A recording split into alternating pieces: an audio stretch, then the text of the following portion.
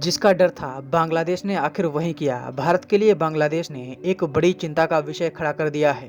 अगर आपको याद हो तो अभी कुछ दिन पहले मोहम्मद यूनुस ने भारत के प्राइम मिनिस्टर पीएम मोदी से मिलने की बात कही थी, लेकिन इस पर भारत की तरफ से कोई भी जवाब नहीं आया था। कई सूत्रों में कहा गया था कि पीएम मोदी मोहम्मद यूनुस से कोई मुलाकात नहीं करेंगे। इस खबर के कुछ दिन बाद मोहम्मद यूनुस चीन के दौरे पर गए थे, जहां चीन के साथ उन्होंने कई ऐसे समझौते किए जो भारत की सुरक्षा के लिए बड़ा खतरा है। वो कैसे, चलिए आपको विस्तार में पूरी जानकारी देते हैं। Yunus flew to China on Wednesday for his first state visit. Bangladesh's chief advisor Mohammad Yunus has embarked on his 4-day visit to China, where he will be holding talks with the Chinese premier. Bangladesh's interim chief Mohammad Yunus will be on a 4-day China visit. Bangladesh के कार्यकारी मुखिया मोहम्मद यूनुस ने चीन जाकर हाल ही में Xi Jinping से मुलाकात की है।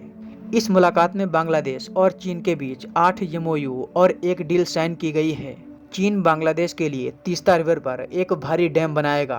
तीस्ता नदी भारत के सिक्किम से निकलती है और बांग्लादेश में जाकर ब्रह्मपुत्र से मिल जाती है। चीन जहां पर यह डैम बनाएगा वो भारत के चिकेनेक गलियारे से बहुत नजदीक है।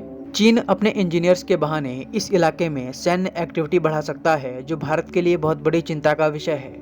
आप इस मैप में देख सकते हैं कि इस गलियारे से ही भारत अपने पूर्वोत्तर राज्यों से जुड़ा हुआ है।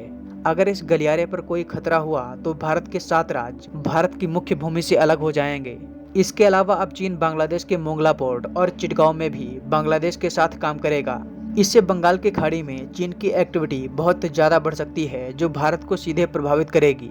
बांग्लादेश में मौजूद सरकार इस समय भारत को नुकसान पहुंचाने की पूरी कोशिश कर रही है। बांग्लादेश में एक ही व्यक्ति है जो भारत के पक्ष में खड़ा है, और वो है बांग्लादेश की सेना का प्रमुख। बांग्लादेश की सेना के चीफ ने हाल ही में अपनी सेना के कई बड़े अधिकारियों को उनके पद से हटा दिया है, क्योंकि ये लोग पाकिस्तान की आईएसआई के साथ काम कर रहे थे। बांग्लादेश की ज्यादातर सेना ने भारत में पढ़ाई और ट्रेनिंग की है, इसलिए ये लोग थोड़ा भारत की ओर झुके रहते हैं। हाल ही में बांग्लादेश की सेना के प्रमुख ने कहा है कि उनको जान से मारने की कोशिश की जा सकती है, क्योंकि वो बांग्लादेश और पाकिस्तान की आईएसआई के बीच एक बड़ा रोड़ा बने हुए हैं। बांग्लादेश में वही ऐसे व्यक्ति हैं जो बांग्लादेश के भविष्य को सुधार सकते हैं और उसे पाकिस्तान से अलग कर सकते हैं। हालांकि देखना होगा कि बांग्लादेश में बढ़ते आतंकवाद को देखते हुए सेना इस देश को टेक ओवर करती है या इस देश का भविष्य कुछ और होगा।